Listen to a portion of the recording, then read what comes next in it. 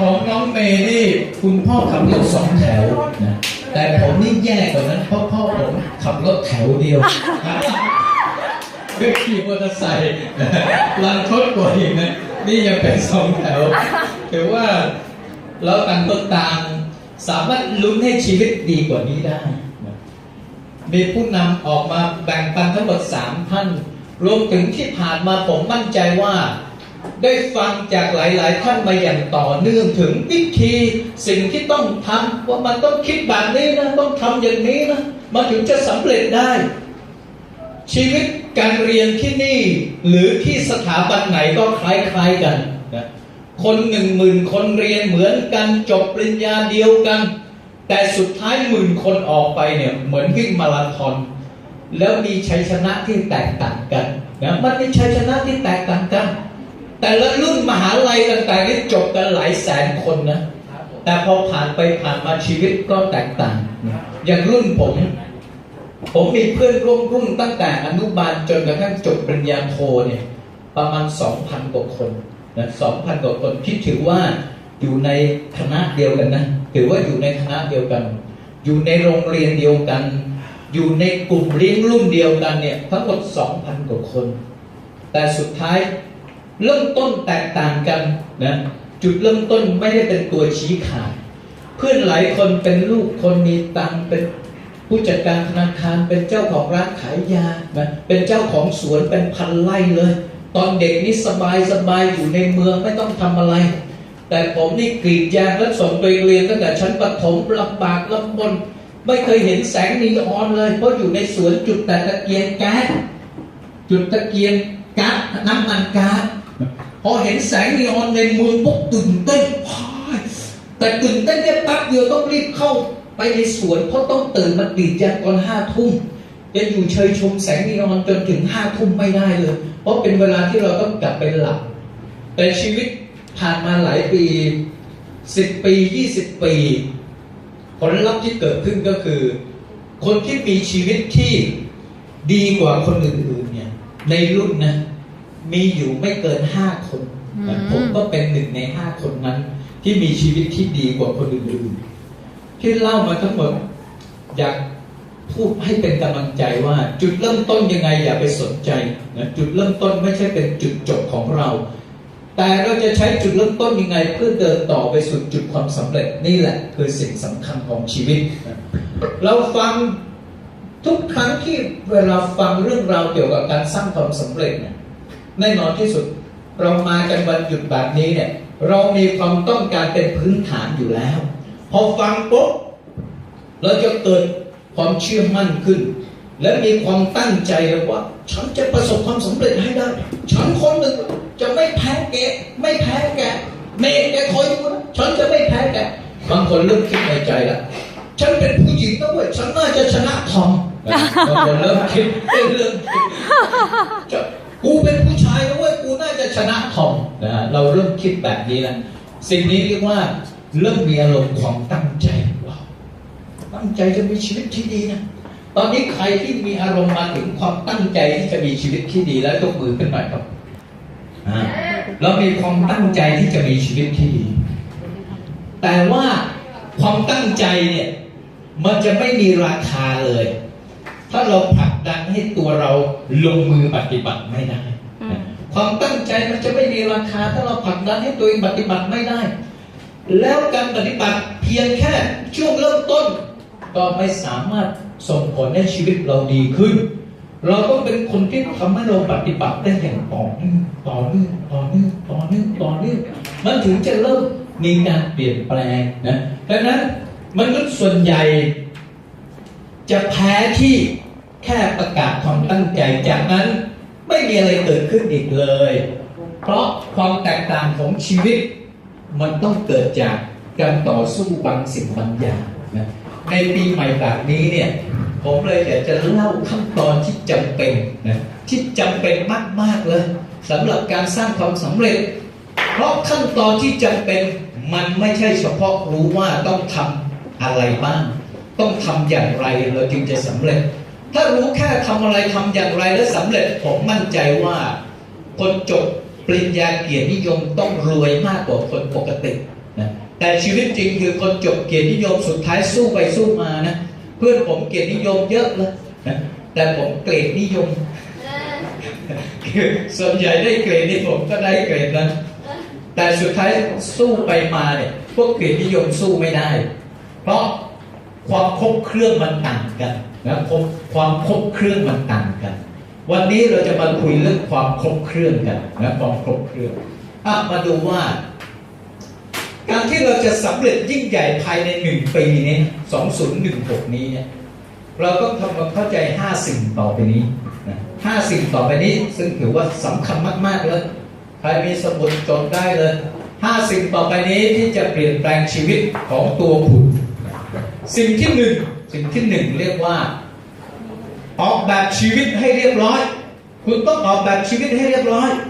เหมือนกับกำลังจะสร้างบ้านกำลังจะผลิตรถยนต์ต้องออกแบบให้เรียบร้อยก่อนนะออกแบบชีวิตให้เรียบร้อยในที่นี้มันหมายถึงว่าคุณอยากเป็นใครนะคุณอยากเป็นใครในสิ้นปีนี้คุณมองเห็นตัวคุณเป็นใครอีก3 ปีมองเห็นตัวคุณเป็นใครอีก5 ปีอีก10 ปีมองเห็นตัวคุณเป็นใครนะเราออกแบบ10 ปีพอ10 ปีให้ชัดเจนนะ10 ปีให้ชัดเจนมองเห็นตัวคุณเป็นใครวันนี้คุณเลือกคนที่คุณจะเป็นหรือยัง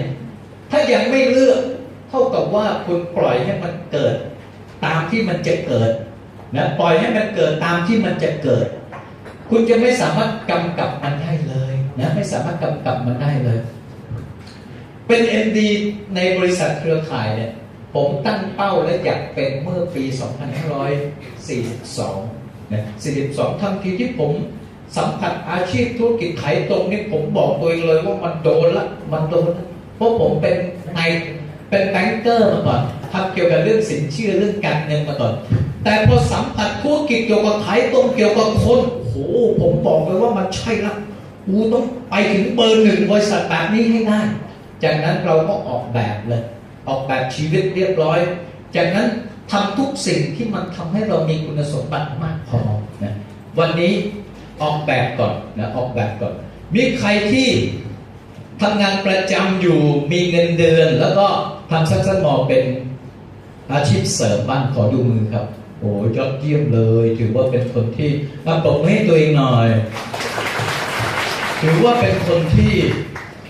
มีภาชนะรองรับในเรื่องของภาระค่าใช้จ่ายอยู่แล้วนะแม้มันจะรับได้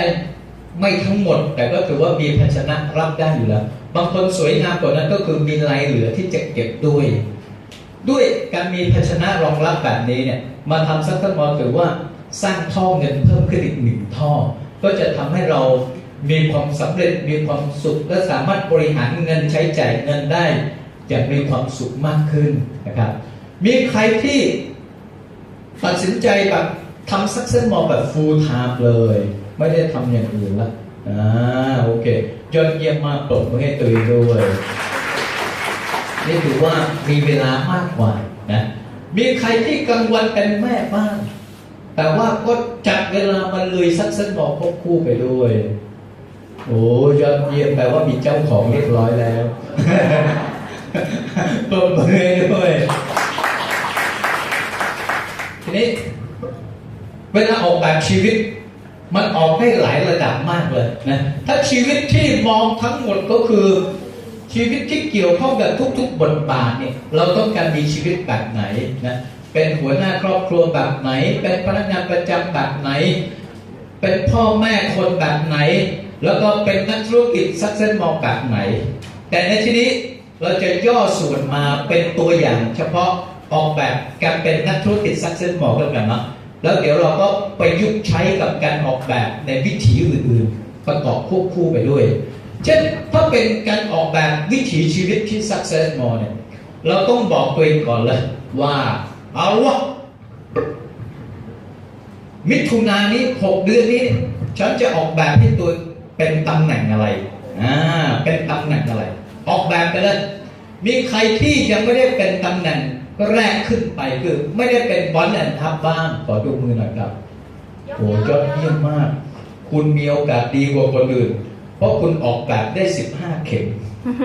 มันมี15 เข็มแต่ถ้าบางคนเป็นไปบางเข็มแล้วเนี่ยออกแบบได้ไม่ครบแล้วนะนี่คือข้อได้เปรียบนี่คือข้อได้เปรียบออกแบบได้15 เข็มให้มันเหมาะกับเรานะ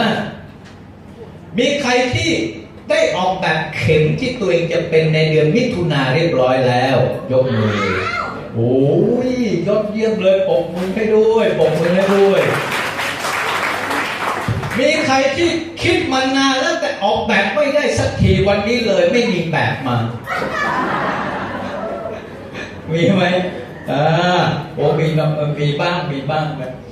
มีใครที่ไม่เคยแม้แต่คิดจะออกแบบเลยมีใครกำลังคิดว่ามึงทำไมถามกูเยอะจังไม่ว่าจะยกหรือไม่ยกถ้าคุณตัดสินใจที่จะใช้เวลาในการทำชีวิตให้ดีคุณจำเป็นต้องออกแบบก่อนนะคุณจำเป็นต้องออกแบบก่อนทำไมรู้ไหมแบบที่คุณออกเนี่ยมันจะบอกว่าคุณกำลังมีภาชนะความสำเร็จของตัวเองระดับไหนนะระดับไหนเรื่องนี้ผมผ่านการพิสูจน์มาแล้วผมเคยมีภาชนะเรื่องเกี่ยวกับรายได้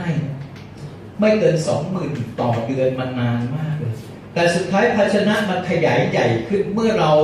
มีมุมมองต่อโลกเรามีประสบการณ์เจอคนมากขึ้นเราได้คุยได้อ่านหนังสือบางเล่มจนกระทั่งมันขยายภาชนะเราให้ใหญ่ขึ้นจนกล้าคิดที่จะมี 50,000 ต่อเดือนแล้วว่าโอ้ยกูกล้าแล้วเว้ยกูกล้าแล้วเว้ยไม่น่าเชื่อการคิดที่จะมีรายได้ต่อเดือนเท่าไหร่เนี่ยมันต้องใช้ความกล้าคิดเหมือนกันนะไม่รู้คุณเป็นไหมบางคนคิดถึง 70,000 เลยไม่ใช่กูถอยกลับสู่ที่ตั้งทันทีถอยกลับสู่ที่ตั้งผมเคยคิดถึง100,000แล้วถอยกรูดกลับมาเลยแต่สู้กับมันจนได้100,000คิด300,000เกินกว่านั้นถอยกรูดพอได้300,000คิด500,000เกิน500,000ถอยกรูดจนทุกวันนี้กล้าคิดถึงรายได้5 ล้านต่อเดือนแล้วกล้าคิดถึงว่าตอนกูเกษียณเนี่ยกูจะมีทรัพย์สินเป็น10,000 ล้านเลยอันนี้คือภาชนะที่เราคิดใหญ่ขึ้นและคิดใหญ่ขึ้นจากคนที่มีเงินเดือนแค่900 บาทวันนี้ภาชนะขยายใหญ่จนกระทั่ง10,000 ล้านครับ10,000 ล้านถ้ากูทำไม่ได้แล้วกูทำได้500กูจะเสียหายไหมเสียหายกูไม่เสียหายนะแต่ว่าการเตรียมตัวความคิดใหญ่ที่จะเตรียมตัวให้พร้อมมันจะยิ่งใหญ่กว่านะแต่เชื่อเถอะถ้าเรากล้าคิด10,000 ล้านเนี่ยอย่างน้อยที่สุด1,000 ล้านต้องเป็นของเรานะ1,000 ล้านต้องเป็นของเรา 10% ของที่เรากล้าคิดต้องเป็นของเราแน่นอนนะวันนี้ถ้าจะมีรายได้หลักแสนต่อเดือนเนี่ยให้กล้าคิดเลยมนุษย์เงินล้านกูเป็นได้แน่นอนนะมนุษย์เงินล้านมันจะเป็นปีไหนว่ากันอีกทีแต่ปีที่คุณได้100,000ต่อเดือนมันจะมาเร็วนะคุณนึกออกไหมเพราะว่าคุณฟอร์มใหญ่ขึ้นนะคุณเตรียมตัวเองนะเป็นพระเอกมีราคาค่าตัวที่สูงขึ้นนะคุณก็จะไม่หนอกนะหนึ่งละนะเป็นนางเอกที่มีค่าตัวระดับล้านที่คุณคิดถึงนะคุณก็จะไม่โม้แต่ดื่มนมสดอย่างเดียวนะถ้าเป็นนางเอกที่มีราคามันก็ต้องมีบู๊บ้างมีอะไรบ้างนะไม่ใช่หนอกน้ำตามพระเอกอย่างนี้หรือตามไปตัวโกงหลอกอย่างเดียวอย่างนี้ไม่ได้นะเราต้องออกแบบให้เรียบร้อยกล้าไปเลยกล้าไม่มีต้นทุนที่แตกต่างนะเวลาเราขยายตัวเองให้มีภาชนะใหญ่ขึ้นเนี่ยสิ่งที่เราได้อย่างแน่นอนก็คือเราจะรู้สึกว่าโอ้โหเราเป็นคนแบบมีคุณค่านะเว้ยกูรู้สึกดีจังที่กูกล้าคิดขนาดนี้นะที่ผ่านมากูกล้าคิดแค่หลักพันเองเป็นช่วงรู้สึกดีมากเลยรู้สึกดีมากไอ้ความรู้สึกดีมันจะให้พลังกับคุณนะให้พลังพิเศษกับคุณดังนั้นมิถุนายนนี้มีใครกล้าคิดวางแผนตัวเองไปถึงตำแหน่งไหนบ้างเป็น9คิดไปตำแหน่งไหนมิถุนายนนี้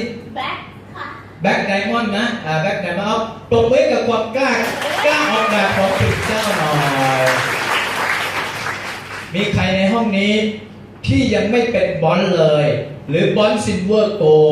แต่กล้าคิดว่ามิถุนายนนี้กูแผ่นดินนั่งแน่นอน50,000 ต่อเดือน นะเอาใหม่เพราะอัพไลน์เริ่มส่องดูนะว่าใครบ้างมิถุนายนนี้ใครกล้าคิดว่ากูแพทย์นักรับ50,000ต่อเดือนแน่นอนโอ้ถ่ายรูปไว้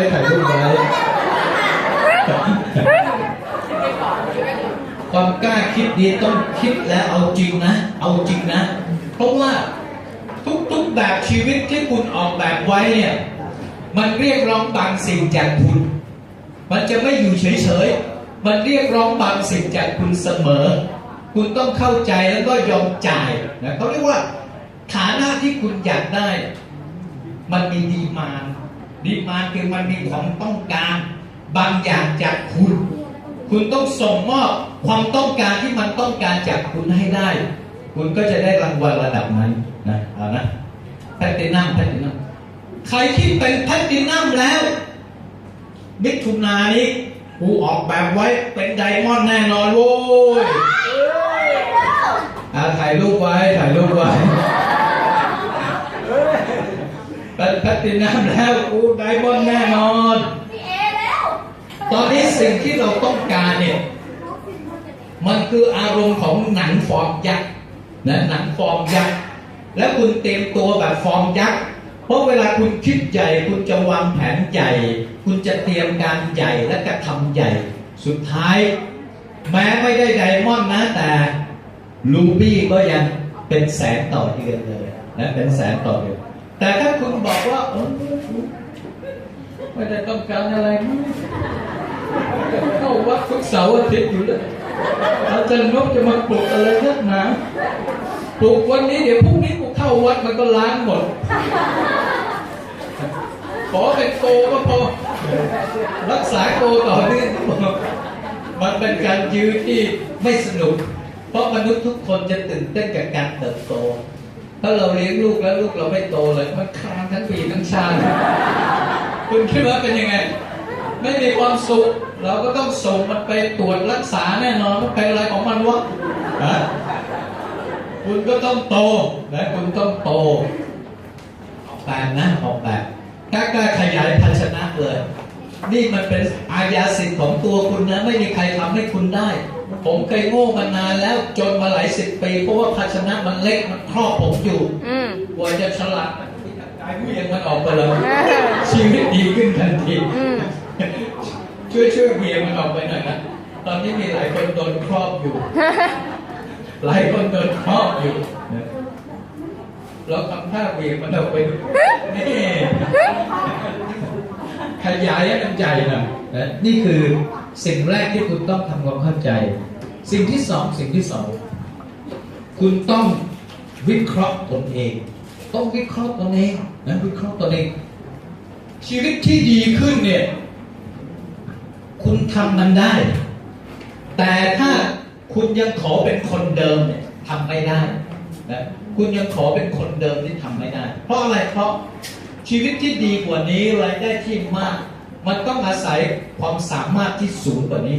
แล้วกว่าจะมีความสามารถและทักษะที่ดีกว่านี้มันต้องใช้ความอดทนไว้มันต้องลุยไว้ถ้าเราเป็นคนที่ไม่ลุยนำนั้นไปไหนถือของหนักเลยก็ให้ผัวหิ้วแกช่วยฉันหิ้วหน่อยสิถ้าเป็นอย่างนี้ถือว่าเราไม่ลุยนะในธุรกิจนี้มันต้องลุยต้องเป็นคนใหม่ที่ได้อัปเกรดความรู้ความสามารถความอดทนสภาวะจิตใจรอยยิ้มที่มีมากขึ้นนะปากที่นิ่งสมมติเราปากแบบพูดไม่ต้องนิ่งขึ้นอย่างนี้เป็นการปรับอย่างหรือที่เรานิ่งจะไม่พูดเราต้องอ้ามันออกมามากขึ้นคือมันต้องปรับที่สมดุลต้องปรับเข้าสู่สมดุลนะสมดุลในที่สุดเราก็จะเป็นที่ตอบรับของตลาดแล้วก็สามารถทำงานได้มากขึ้นรู้จักตนวันนี้ถามว่าเริ่มทำธุรกิจซักเซสโมรู้จักตนต้องรู้จักด้านไหนบ้างหนึ่งรู้จักตัวเองว่าเป็นคนที่มีความอดทนต่อผู้คนแค่ไหนถ้าเราไม่อดทนต่อผู้คนแปลว่างานนี้เรายังฝ่าด่านมันไม่ได้นะฝ่าด่านมันไม่ได้ต้องอดทนเพราะคนมันร้อยพ่อพันแม่และหมื่นการเลี้ยงดูแสนสิ่งแวดล้อม แต่ละคนมันไม่เหมือนกันเว้ยเราก็ต้องอดทนแล้วทำไงถึงจะอดทนได้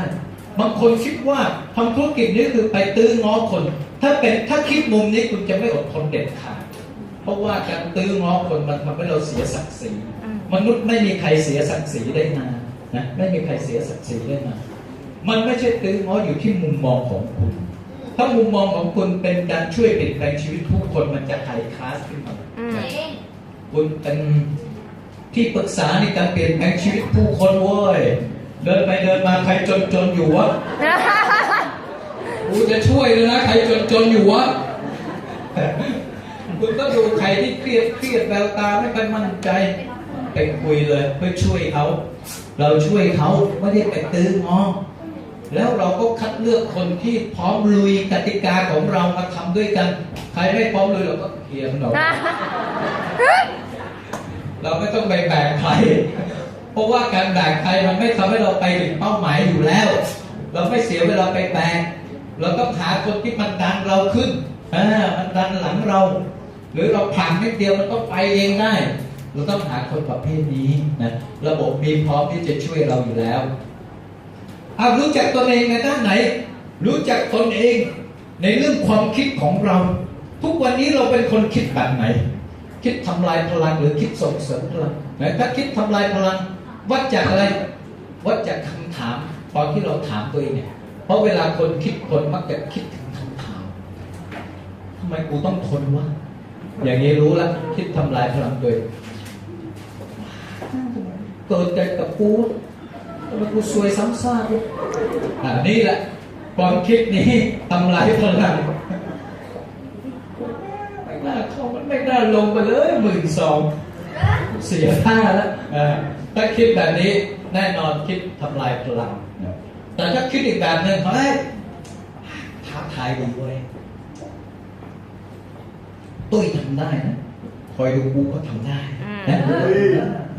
ตุ้ยมันก็เป็นคนเหมือนกูไม่เห็นมันมีมือมากกว่าเลยแล้วก็2 มือนะใครทำได้กูก็ทำได้นะปฏิเสธนะดีเหมือนกันรู้ไม่ได้อัปเกรดตัวเดี๋ยวอีกเดือนกูกลับมาใหม่ถ้าใครไม่เอาไปก่อนนะกลับมาใหม่คุณต้องรู้จักคิดและตั้งคำถามกับตัวเองเอารู้จักตัวเองในเรื่องเป็นคนที่รักการพัฒนาตนไหมยอมจัดเวลาให้กับการพัฒนาตนหรือยอมจัดเวลาให้กับการดูละครเราเป็นคนแบบไหนนะถ้าเราเป็นคนเสพติดละครปิ่นหน้ามันจะออกไหมมันออกช่องไหน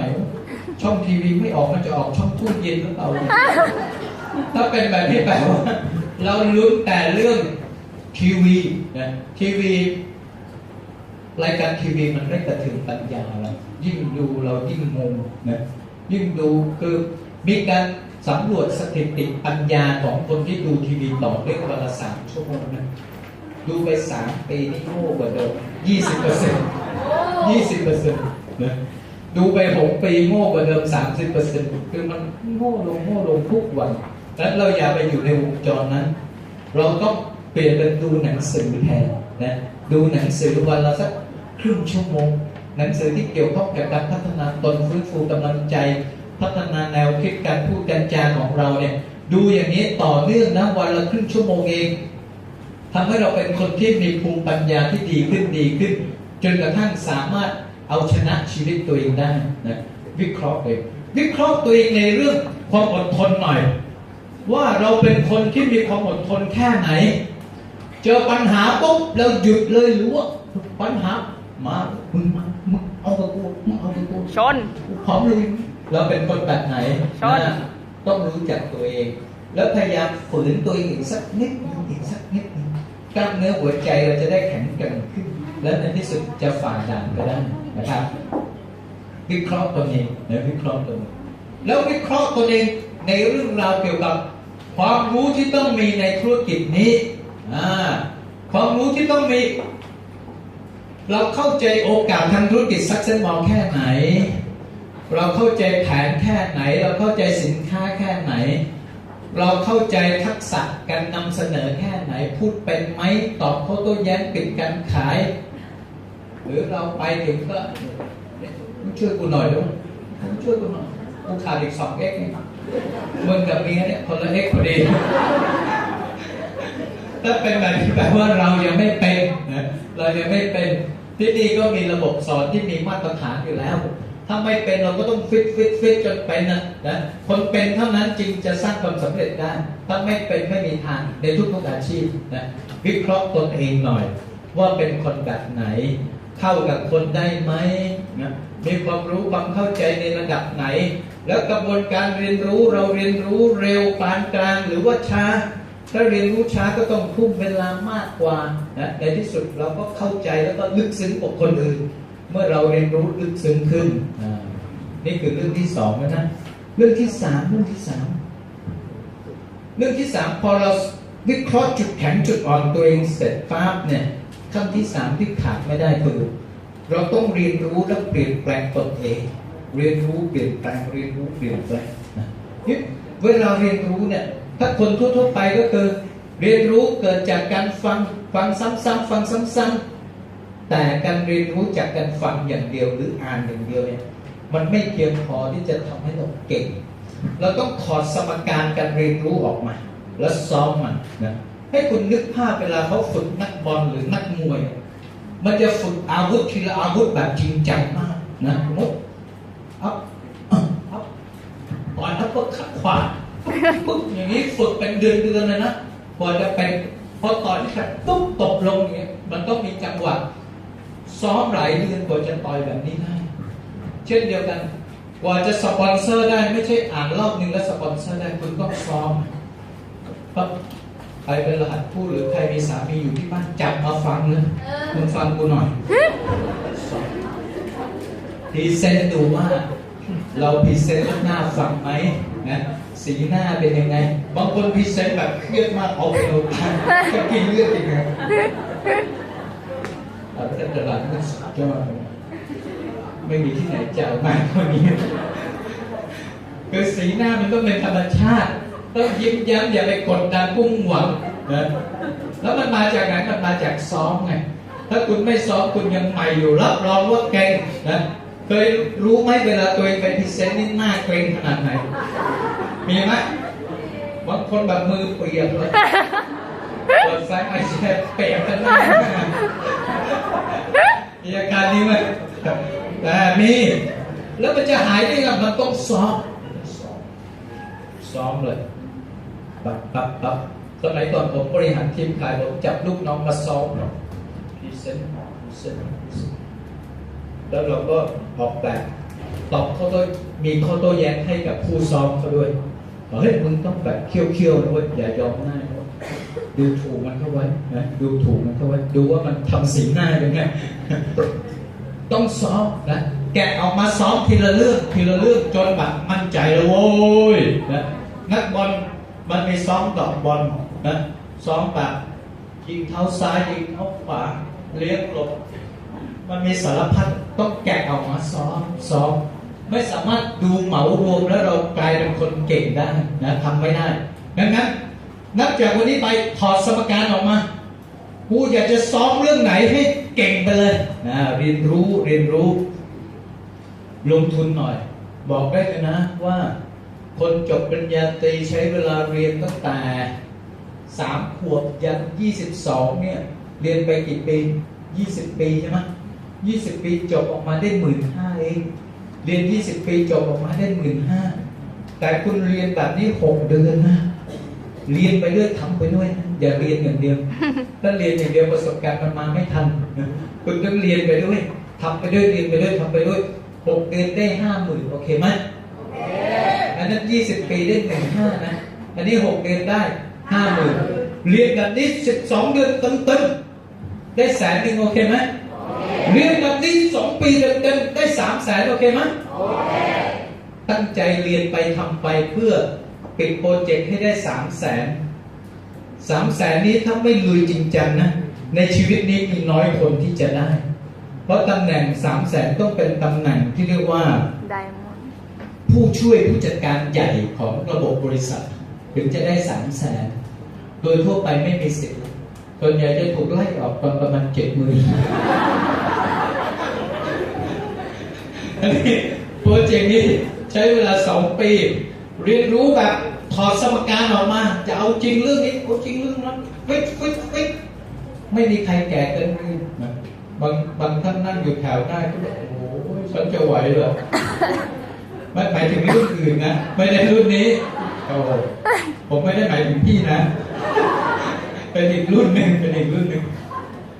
ไม่มีใครแก่เกินเรียนเราเริ่มต้นพร้อมกันได้หมดนะคนที่มีประสบการณ์เรื่องผู้คนมาก่อนก็ได้เปรียบนิดนึงตรงที่เราปรับจูนได้เร็วขึ้นแต่ทุกคนสามารถปรับได้หมดนะประเด็นสำคัญก็คือเรียนรู้แล้วก็เปลี่ยนแปลงตัวเองเรียนรู้เปลี่ยนแปลงตัวเองพอสมการออกมาในที่สุดถ้าเรามีขั้นตอนนี้จำเป็นต้องมีข้ามมันไม่ได้นะเรียนรู้ในทุกเวลาที่เราจัดได้เรียนรู้ในห้องฟังก์ชันแบบนี้เรียนรู้ตอนขับรถนะขับรถก็ฟังซีดีในห้องนี้มีใครฟังซีดีอาจารย์นพกิจบ้างตอนขับรถโอ้เยี่ยมเลยผมให้ตัวเองด้วยเห็นว่าย่อเวลาในการได้แนวคิดดีๆที่จะทำให้เราเปลี่ยนชีวิตนะซึ่งเวลานั้นมันเป็นเวลาที่เราใช้อย่างอื่นเนี่ยได้ประโยชน์น้อยกว่าอยู่แล้วนะฟังเพลงฟังรายการต่างๆมันได้ประโยชน์น้อยกว่าเราจัดเต็มเพื่อชีวิตของเราถ้าเราจดจ่อทำอะไรก็แล้วแต่เพื่อชีวิตของเราล้วนๆเนี่ยความสำเร็จมันจะเร็วขึ้นนะความสำเร็จจะเร็วขึ้นเรียนรู้เสร็จเปลี่ยนแปลงตนเองเวลาเปลี่ยนแปลงตนเองเนี่ยมันวัดจากอะไรว่าเราเปลี่ยนแปลงตนเองแล้วนิสัยที่เปลี่ยนแปลงไปจากเคยใจร้อนเป็นใจเย็นนิ่งจากพูดมากไม่ฟังใครเลยเป็นฟังแล้วค่อยๆให้เหตุผลนี่คือเปลี่ยนแปลง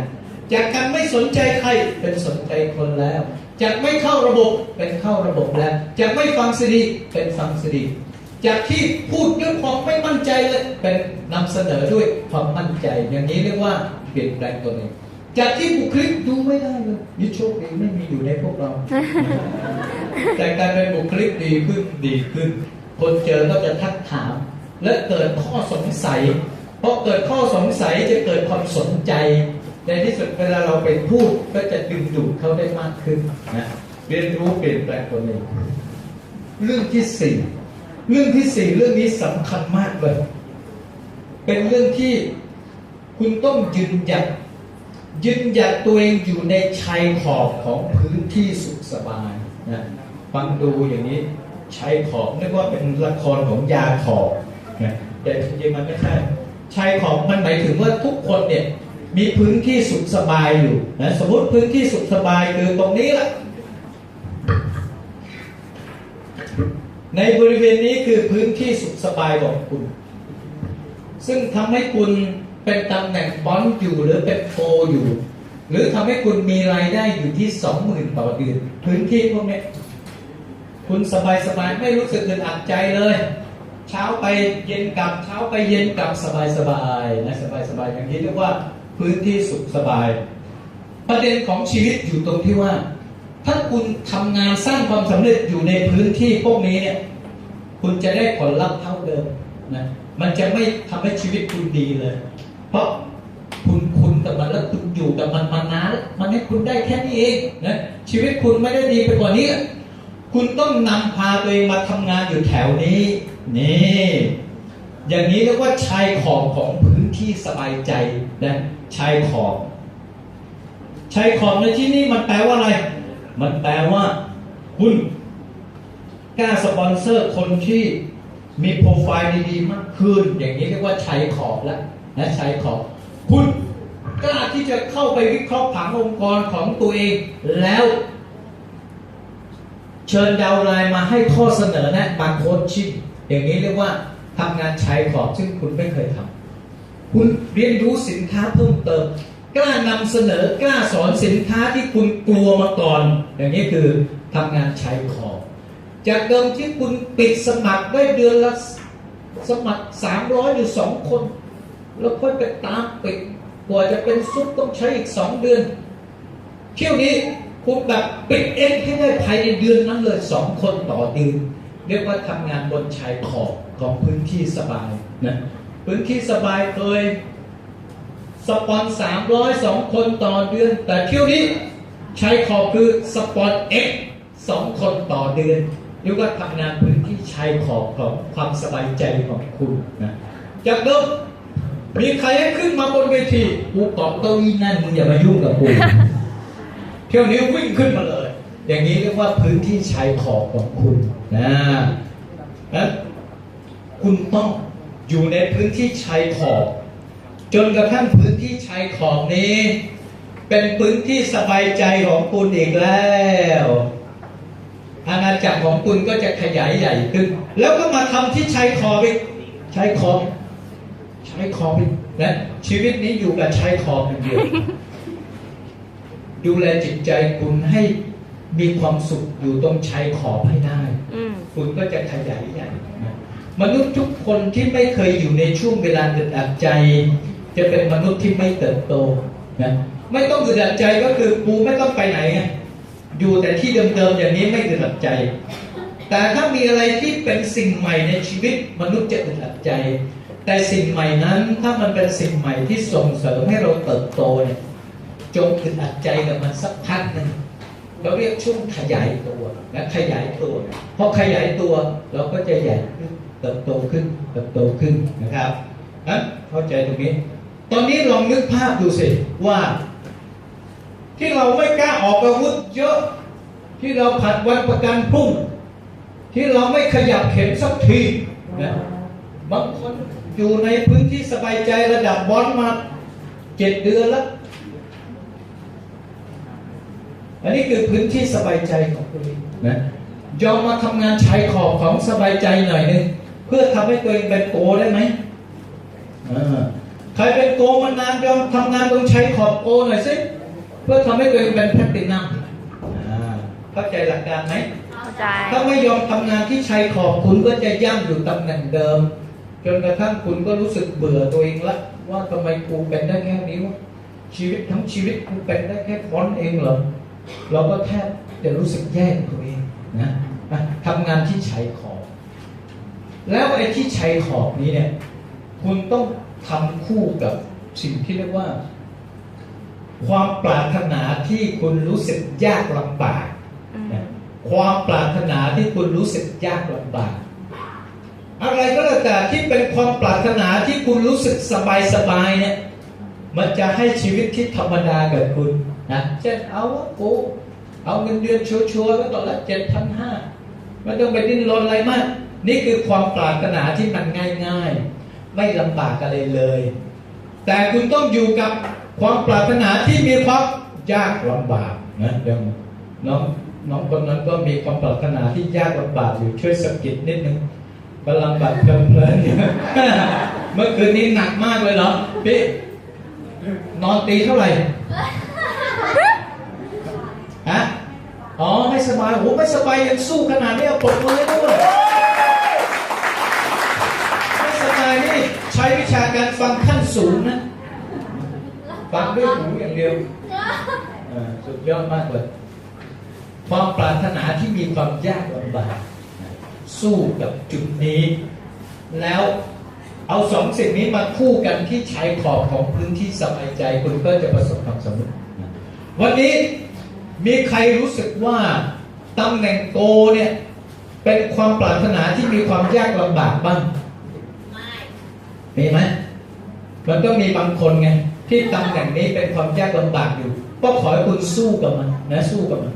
มีใครที่รู้สึกว่าตำแหน่งซุปเปอร์ไวเซอร์เป็นความปรารถนาที่ยากลำบากบ้างถ้าตำแหน่งนี้ยากลำบากคุณก็จะอยู่ได้แค่นี้แล้วมีใครคิดว่าการทำตัวเองให้เป็นเอ็กเป็นความปรารถนาที่ยากลำบากบ้างไม่มีนะคนที่ไม่เป็นบอลเนี่ยรู้สึกว่าการเป็นบอลเป็นความปรารถนาที่ยากลำบากไหมเป็นมั้ยถ้าไม่เป็นทำไมคุณไม่เป็นบอลแสดงว่ามันเป็นความปรารถนาที่ยากลำบากของคุณคุณต้องทำงานตรงนี้แหละมันจึงทำให้คุณก้าวหน้านะความปรารถนาที่ยากลำบากแต่กูมีความปรารถนาโว้ยต่อสู้กับมันใครที่เป็นบอสถึงโกแต่ยังไม่เป็นลูบี้ แล้วคิดว่ารูบี้เป็นความปรารถนาที่ยากลำบากของตัวเองคิดไหมคิดนะเราต้องต่อสู้ตรงพื้นที่นี้ปักธงมาเลยกูจะสู้กับมึงนี่แหละกูจะสู้กับมึงนะกูจะสู้กับมึงมันอยู่ที่ใจว่าเราสู้แค่ไหนก่อนนะไม่ใช่อยู่ที่ว่าเรามีอะไรก่อนนะมันอยู่ที่ใจว่าเราสู้แค่ไหนก่อนนะความปรารถนาที่ยากลำบากทำงานตรงใช้ขอบของความพึงพอใจเป็นโกเป็นแพทไม่เป็นรูบี้เกิดจากอะไรโอ้ไม่มีคนในองค์กรที่แข็งแรงจริงก็ต้องไปทำงานนี้เพื่อหาคนในองค์กรที่แข็งแรงไปพัฒนาคนเลือกคนมาพัฒนาลุยกันมันเลยลุยกันมันคุยกันโคชชิ่งกันเอาความรู้ใส่เข้าไปส่งพลังให้คนออกไปทำนี่คือชายขอบของพื้นที่สบายใจไม่เกิน3 เดือนถ้าเราทำงานแบบนี้นะเข็มก็จะปรับไหลเข็มเลยทีเดียวแต่เราต้องใส่พลังได้ถูกต้องแบบเป็นจุดศูนย์รวมมีโฟกัสเอาจริงเอาจังกับมันเข้าใจหลักจิตวิทยานี้ทั้งหมดเนี่ยเราจะทำแบบไม่ห่วงอะไรเลยเพราะเรามองเห็นภาพบนแล้วว่าจุดที่เราอยู่มันคือเนี่ยใช้ของความสบายใจนะความปรารถนาที่ยากลำบากเรารู้ว่ามันยากลำบากเราไม่หลอกตัวเองนะเราไม่หลอกตัวเองเราก็จะคาดหวังถูกไงถ้าเราคิดว่ามันเป็นความปรารถนาที่ง่ายเราก็ไม่ทำอะไรเลยคิดว่ามันมาง่ายๆนี่แหละคือสิ่งที่คุณต้องเข้าใจและทำมันให้ได้ผมใช้มาหมดแล้ววิชาพวกนี้มันทำให้เราขยับกันอยู่ล่างสุดในสังคมมาเป็นอยู่ระดับที่เรามีชีวิตที่ดีนะมีชีวิตที่ดีเพราะเราเข้าใจสิ่งนี้ถ้าไม่เข้าใจผมก็ตายไปนานแล้วในเส้นทางของการสร้างชีวิตเนี่ยยอมไปตั้งแต่ตอนอายุ40 กว่านะแม้วันนี้ดูใบหน้ายัง40 กว่าก็แต่เข้าใจสิ่งนี้เราจึงทำมันได้ดีนะนี่สิ่งที่ต้องเข้าใจเรื่องที่5ละเรื่องที่5คือการช่วยให้ผู้อื่นประสบความสำเร็จมากพอช่วยให้ผู้อื่นประสบความสำเร็จจำนวนมากพอคุณต้องเข้าใจสิ่งนี้นะไอ้การช่วยให้ผู้อื่นประสบความสำเร็จมันจะทำให้คุณก้าวไปอีกระดับหนึ่งคุณจะไม่คิดถึงแต่ตัวเองอย่างเดียวเจอปัญหาคิดว่าทำไมต้องเป็นคุณและยอมไปก่อนแต่ถ้าคุณคิดถึงผู้อื่นที่คุณจะช่วยใส่จิตวิญญาณเข้ามา